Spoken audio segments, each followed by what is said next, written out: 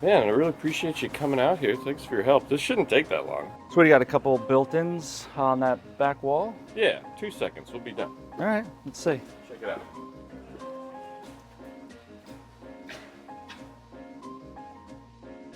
How long do we have? 5 days. But I figure we could play golf too. All right, coffee's on. Uh-huh. All right, Plenty of LaCroix in the fridge. let's do it.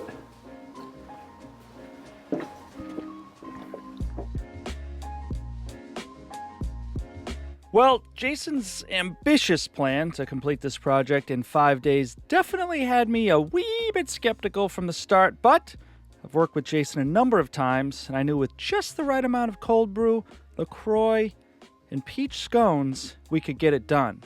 So we started by looking at the plans on the computer that he had done in SketchUp, kind of batting around some ideas, thinking, writing things down, until I got so fed up I just had to walk away. The first order of operations was to start breaking down our 3/4-inch plywood for our base cabinets. These will basically be the foundation for our 15 or 16 foot tall wall of cabinets that we were going to build. And if I recall correctly, and I probably don't, I think these were about 15 or 16 inches deep. Well, definitely 15 because the drawer sides are 15, so probably 16 or 17 inches deep. So working tandem, hand in hand, we ripped these down to final width. Over on the track saw off screen, we cut them to rough length and then back to the table saw to get them all to the exact same length. At which point I got the first splinter of the 1,000 that I would get over the week from this cheap plywood. We also ripped down some strips that will be used for our stretchers as well as our nailing cleats on the back of the cabinets. Now, Jason had set some very specific goals for us each day, and the next one was to get the white oak countertop glued up. So we had some 14 or 16 foot boards that we needed to helicopter around. Thank goodness Jason's shop is larger than mine because we wouldn't be able to do that there. A quick measurement confirmed we had the width we needed, and then... Are you okay? Jason the Boyle. Jason nearly recircumcised me with a white oak plank. Then we could cut these to rough length with the track saw, with a fresh track apparently, because there's the zero clearance strip. Now the white oak Jason had got was S3S, so it was surface 2 sides and then had one straight edge rip on it. So we used that against the fence, back and forth and back and forth, to get a parallel cut on the other edge, which produced what only could be called a banana. Wow, that thing had some tension in it. Let me put that off to the side here for the burn pile.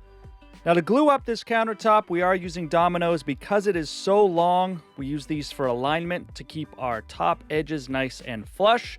So Jason did some and I did some, and then it was time to start slinging some glue, depositing some dominoes, and then we could start stacking them on top of each other, lining up those dominoes layer by layer by layer with a framing hammer for a little persuasion. Then it was all about clampage, clamping everything up, getting that glue squeeze out, and then...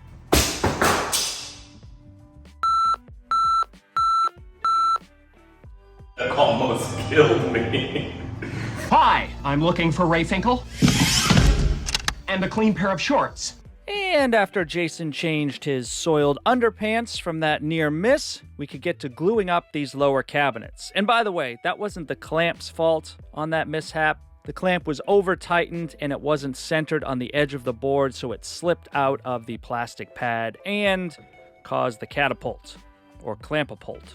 Now, over the years, Jason has built many built-ins, as have I, and we both have our different ways of doing things. But in this case, we decided, hey, let's forget all of that and do something completely different. Now, this is a very down and dirty method. Glue, brad nails, and then we're going to come back with screws. There's no dados, dominoes, lamellos, or biscuits. It's pretty much as basic as you get. However, when you're working on a budget, you're working on a time frame, this is a very effective way to do things. So we have a couple of stretchers on top, one at the front and one at the rear, to kind of tie those two sides together. And as you can see, the toe kick is already integrated. Normally what we do is we'll build a platform, a ladder type platform, level that on the floor, and then start dropping our cabinets on top of that, and then cover up that toe kick with a toe kick, I guess you would say. And that would cover any gaps left by shimming that platform up to get it level. But in this case, we did it all in one, which does present a problem if your floor is not flat and level, because anytime you try to shim it up, a gap will show. In this case, you'll see during the install that we lucked out. There was barely any gap there, but this is really not the way we normally build cabinets. Now, we had 3 base cabinets exactly the same to do like this, so when those were done, we moved them off to the side and stacked them one on top of the other, which is very odd because they will be installed side by side. I guess we must have done this to conserve space, because Jason's shop is so limited on space. Antimicrobial. Nothing but the best at the Bourbon Moth workshop. Now we needed to start cutting the poplar to make the face frames for the base cabinets that we just built. So over at the miter saw, Jason is cutting these to rough length, using a stop block for our varying lengths for rails and stiles. And then after I put a nice, clean, jointed edge on all of these, Jason could rip them down to rough width at the table saw, where I played catcher to gather all the cut pieces and stack them nice and neat. First, we needed to cut the rails, which were ripped to, I believe, 3 inches or a hair over 3 inches. So these are 50 inches long for our top and bottom rails. We'll get those cut to length, and then we'll move on to the middle rail, which is about 2 1/4 inches. That will fit in between the 2 side stiles. And when those were all cut to length, Jason assigned me to pocket hole duty while he enjoyed a tasty snack and enjoyed his supervisory role. I didn't realize this was a union shop, but be that as it may. Now, before we could assemble any of these face frames, we needed to free up some bench space, so we took the clamps off the white oak countertop and avoided any blunt injuries to the head, and moved that off to the side, and made way for all of our face frame parts, where we could get these kind of laid out and then start screwing and gluing and assembling. And as you can see, we made some spacer blocks to make sure that our middle stile was centered perfectly between our outer stiles. You were right in the way of my shot. Oh, well, you know, sometimes with a multi-camera setup, you get in the way of someone else's shot. It's just how it goes. So, for all of you that watch Jason's video, you know what to expect. And just as we had done to make sure our center stile was centered perfectly left to right, we made some spacers for our rails to make sure that those were spaced perfectly evenly, or perfectly even from one another. And once all those were glued and screwed, we could kind of dry fit them in place. Of course, at this point, we were kind of screwed if they didn't fit. And you'll notice here that these face frames sit back from the sides of the cabinet a little bit. That's going to give us a little bit of depth when we put on our front face frame material. Jason liked this look where everything was kind of set back, which created different levels and a visual interest rather than having just one giant flat face frame over everything. Levels. Levels. That's right, Jerry. Levels. Now, with our base cabinets assembled and the face frames assembled, we could move on to making the drawer fronts for the drawers, and we needed 18 of these. So we started at the joiner, me putting a nice fresh edge on there. Jason was cutting material to rough length, and then we headed over to the table saw to kind of rough these down to width, a hair over 2 1/4. That way I could run them through the planer and get them all at a nice, even, consistent width, with nice crisp edges on both sides.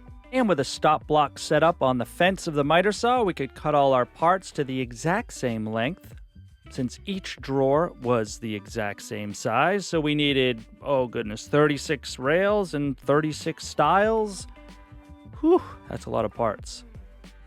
And with all those parts cut, we could cut the groove in all the rails and stiles. We wanted a 1/4 inch groove, so we have an 1/8 inch saw blade set up. We'll run it through once, flip it around, and run it through again. That ensures that groove is perfectly centered in our workpiece and that it's a 1/4 inch wide. And the depth of this groove is 3/4 of an inch. So once the saw was set up, it was rinse and repeat 72 times. Well, actually 144 because 2 passes on each. And while Jason was working on the grooves, I was setting up the dado stack on his other table saw, must be nice, to create all of the mating tongues on our rails. And here's a slow-mo pan of some of the grooves. Now, it did take a few test cuts to get the depth right on the dado stack, making sure that that tongue fit nice and snug into our groove. Then Jason directed me to put it here so we could show you all how it fit together. Now, you don't want it snug, but not too snug. And that looks pretty good. Now I was told to extricate myself from the proceedings and allow Jason to man the cross-cutting sled and then hand the parts off to me to dry assemble all these drawer fronts and get yet another splinter. And before you could say, wow, that took a while, because it did, these were all assembled and stacked up and ready for the panels to be made. But those would have to wait for tomorrow.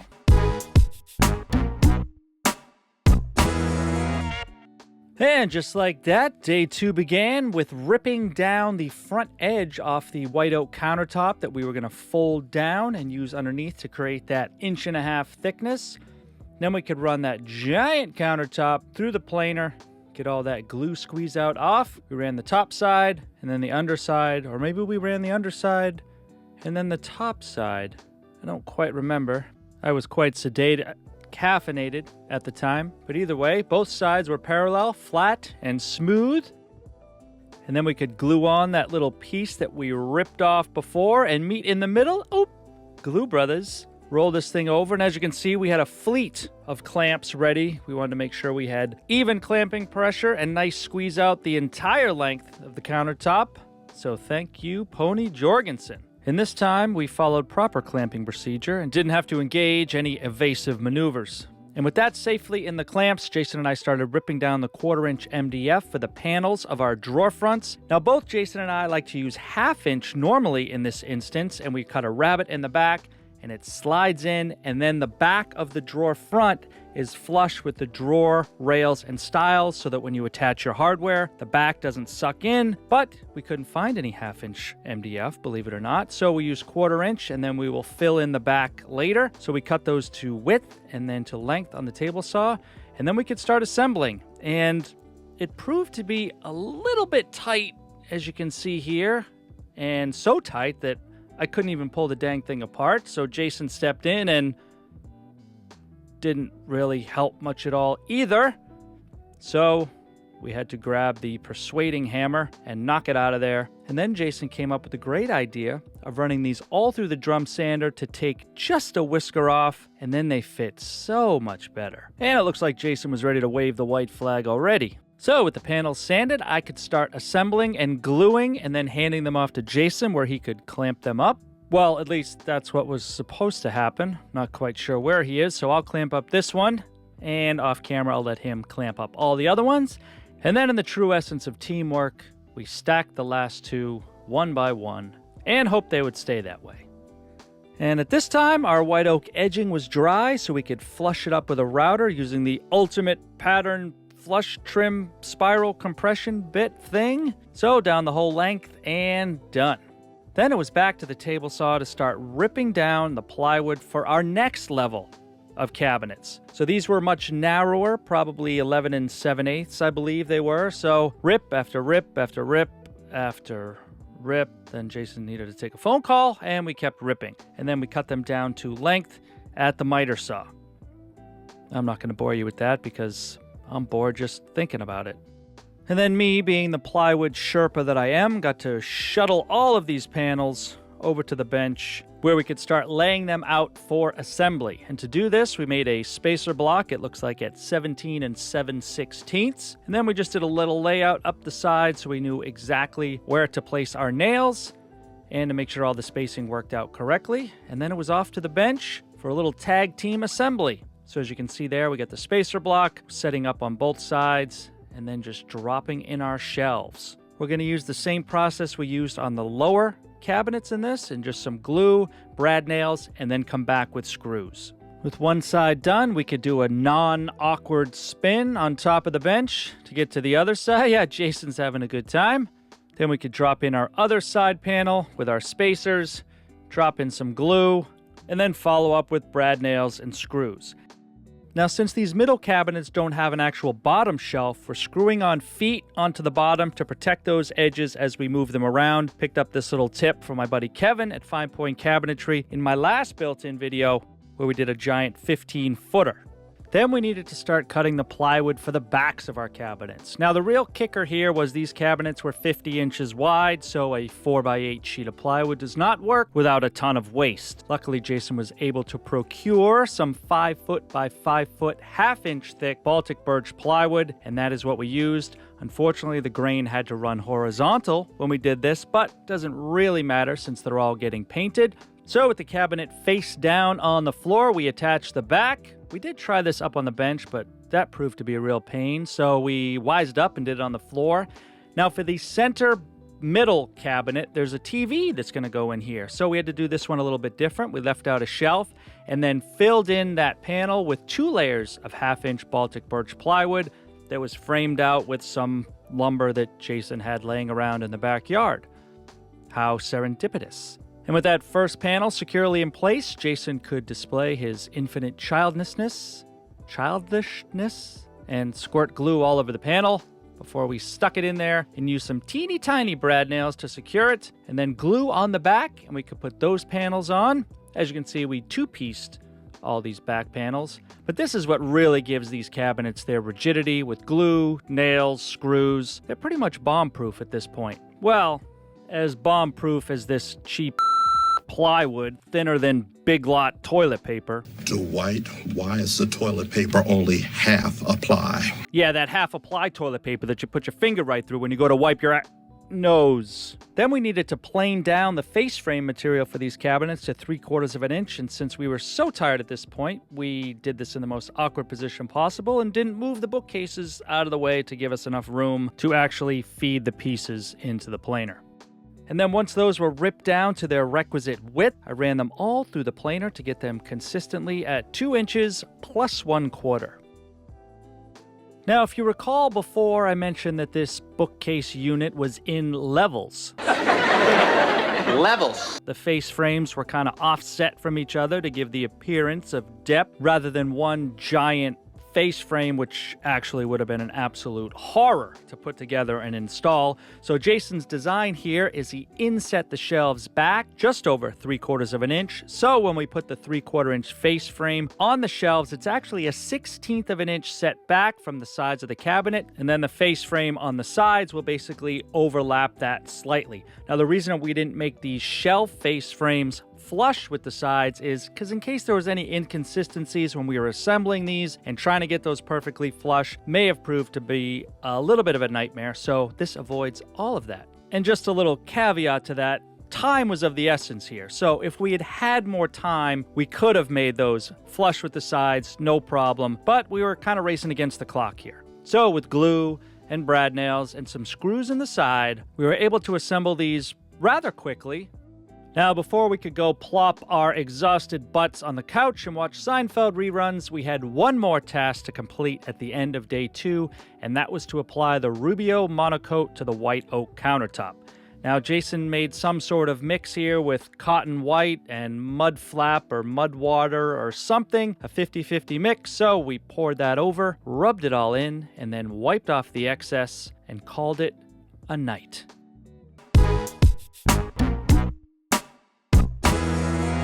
Believe it or not, we were right on schedule, and day 3 started with assembling the face frames onto the lower cabinets that we needed to get installed ASAP. So with some glue and some brad nails, we popped those in place, screwed them in from the sides to really secure them. And then while there was nail hole filling to be done, conveniently, a visitor showed up for Jason and left me with this menial task, but I did it in quick order. And then we had 1, 2, and 3 base cabinets all ready for install. But first, I needed another cup of cold brew with some creamer that I mixed with my pinky, because Craig didn't keep up on the coffee stir inventory. And once I could feel that caffeine coursing through my veins, Jason and I grabbed all the base cabinets and brought them into his new dwelling / office / studio / we're really not allowed to talk about what it is at this point. So we'll just call it a shed. Now, to join each cabinet to the next, we ripped down some strips of plywood, drilled some pocket holes, and then it was just a matter of screwing those together. Now, we also made some of the same width strips to slide in the back so that the backs of the cabinets didn't pinch in together, and then screwed those in as well to really lock everything together. Now, since the outer stiles on these lower cabinets, well, and the uppers, are about 4.5 to 5 inches wide, we installed these little nailer strips along the wall so that when we install our face frame, it won't want to buckle in on one side. These give us nice solid backing for us to attach our face frame with nails and make sure that they stay nice and flat. And with each side in place, we could then center our giant unit left to right, taking quick measurements to ensure that we are evenly spaced between the left and right wall. And then after a very animated discussion on how we were going to level these and get the next level on top, we decided, all right, let's just use a level. And then we could screw it to the wall, backing them in and out to get the thing perfectly level before we put some shims back there. Again, definitely a little unconventional, but we got the job done. And to make sure our cabinets were all in the same plane, going all the way across, we used a chalk line or string to check all that.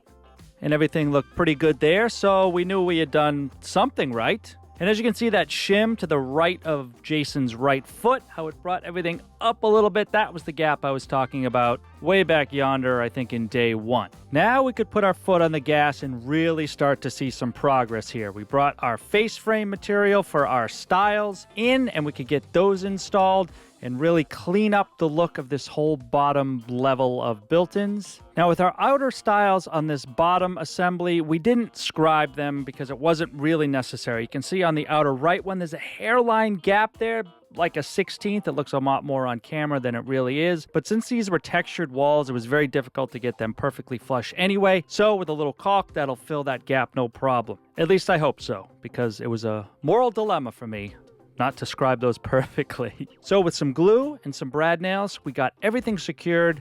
And then back in the shop, after we had taken some measurements, we cut our countertop to its final length, or what we thought was the correct length, which we'll see here in a moment that it was a little off. Now, I tried fitting it, but since this is Jason's wall, I said, why don't you take over here?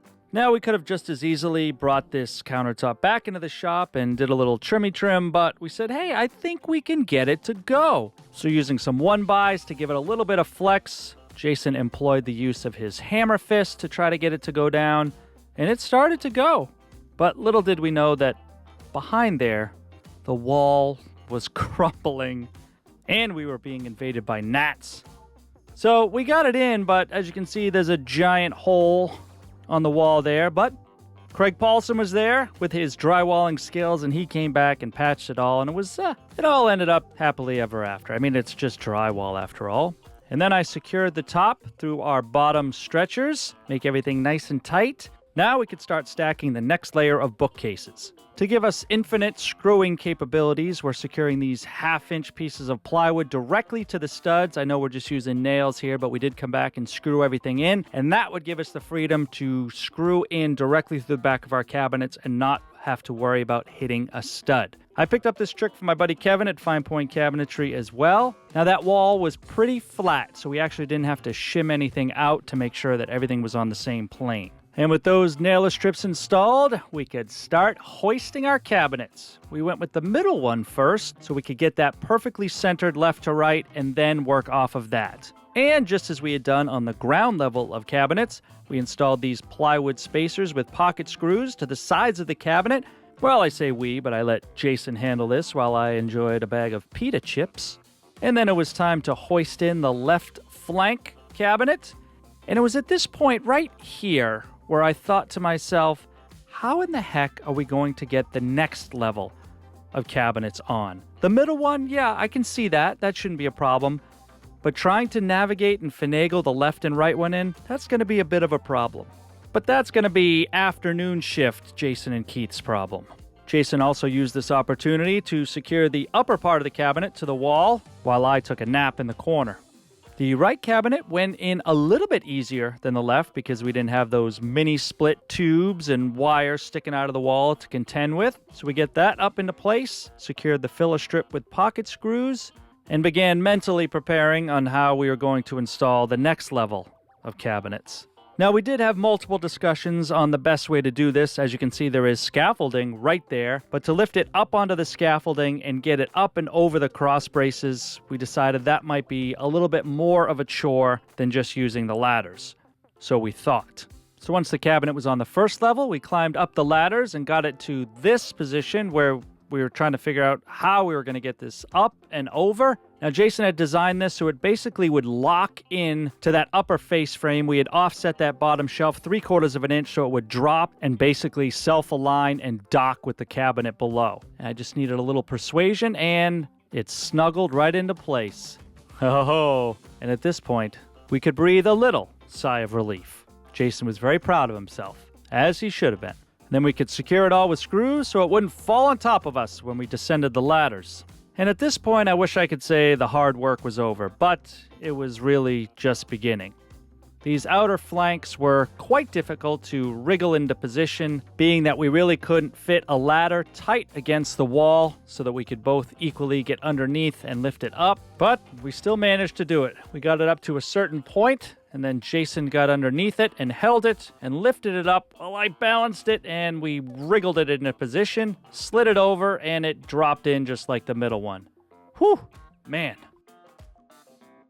The last one was definitely the most difficult. We got it up to this point, which wasn't too bad, but then as we tried to go vertical, you can see things started to lean backwards, which was a problem. We needed to go straight up, not lean back and then go up, because those nailer strips on the back were going to inhibit our vertical progress. But through perseverance and basically sheer will, because we both wanted this desperately to be over, we got it up and into place and celebrated with a high five.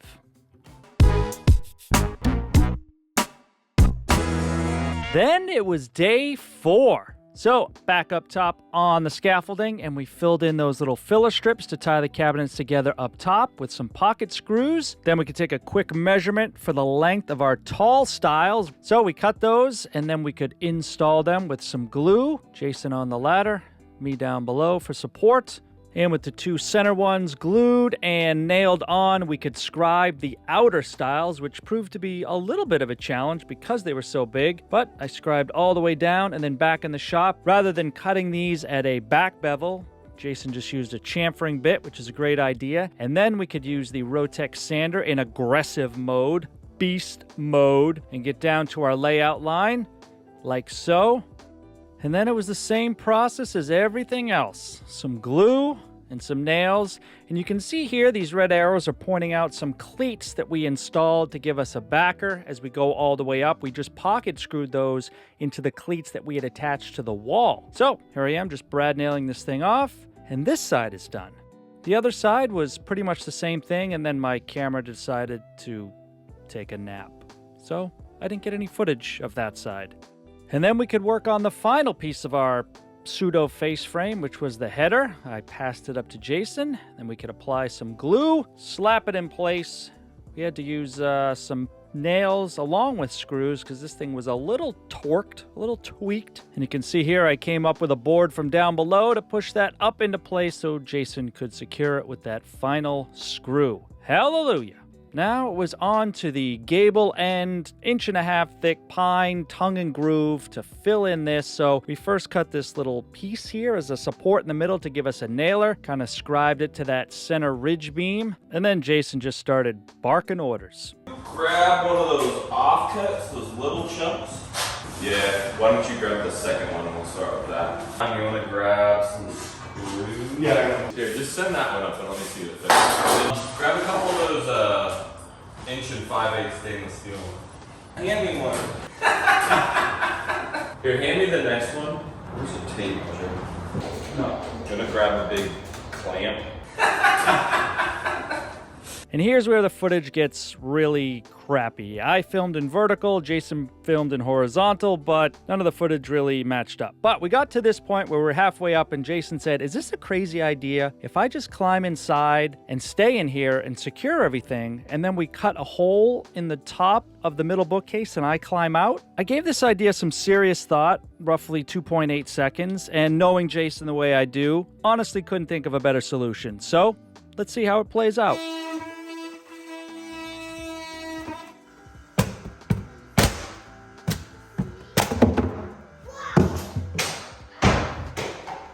And like a baby rhino emerging from its mother, Jason appeared and slid out unscathed. The mother rhino is giving birth.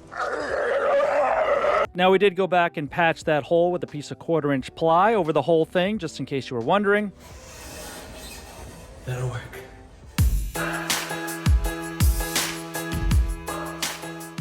Day 5, the final push. So this started with me climbing up the scaffolding for the 16,000th time and sanding all the wood filler from all those nail holes. Jason was still in the maternity ward recovering from his birth late last night. And after about 30 minutes of sanding, it was looking nice and clean. And at this point, I was thanking my lucky stars I didn't have to paint this thing.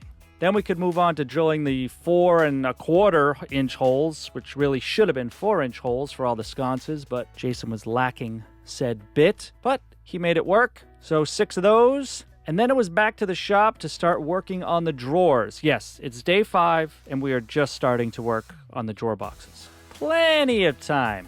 So we're starting with 1/2-inch Baltic birch plywood, ripping down all the parts for the sides, which I believe were roughly 5 inches high, something like that. And while he was doing that, I was getting the dado stack set up on the other table saw to cut the 1/4-inch groove on the bottom of all the sides and the back. So with that all set up, we could just start feeding them through one by one, production mode, until we reach the final one. And then Jason finally let me take a break and enjoy my latte. But that break was short-lived, and it was back to work, stacking and sorting all the parts for the drawers. Now, we did have to run these through the drum sander. Baltic birch is kind of a little bit rough on the outside, a little stringy, and we didn't want to hand sand these even with the palm sander. It would have taken forever. And Jason has a drum sander, so we put it to good use, sanding the insides of all of them and then the outsides of just the sides. We didn't need to sand the outsides of the front and back because you'll never see them. While I was doing that, Jason started assembling with some glue and some brad nails, which made quick work of these. I, of course, had to come back with the hand sandpaper to break all the edges. And once that was all done, it was time to install the drawer slides. Now, traditionally, Jason and I both love to use Bloom drawer slides, but they're impossible to get right now. So these are cheap Amazon knockoffs, which worked okay, I guess, the slides, but the clip mechanisms are a real pain in the tuchus. But sometimes you have to settle for what you can get. So while he was finishing installing the slides, I was installing the clips and drilling the holes that would accept the piton in the back of the slides. And then Jason got to work on drilling the holes for all the hardware using the True Position Tools drawer hardware drilling jig thing. And Ivor was kind enough to deliver the drawers as I finished installing all the clips and drilling the holes. Then we took a break to get some dinner.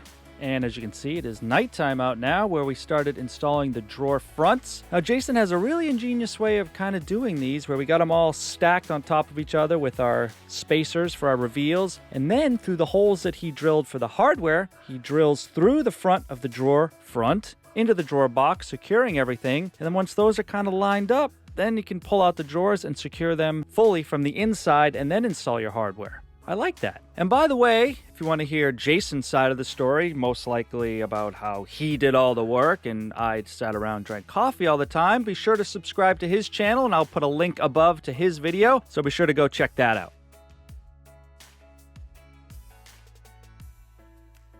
Well, we did it. I have no idea how we did this in 5 days. It was a lot of long hours. Started Monday, finished Friday. It's Saturday morning. We're enjoying our coffee. I'm about to head to the airport and head back to New Jersey. But I'm sure the burning question is, what could Jason possibly be storing in all these drawers and 16 feet of bookcases? Well, what you don't know about Jason is he has a very rare and large collection of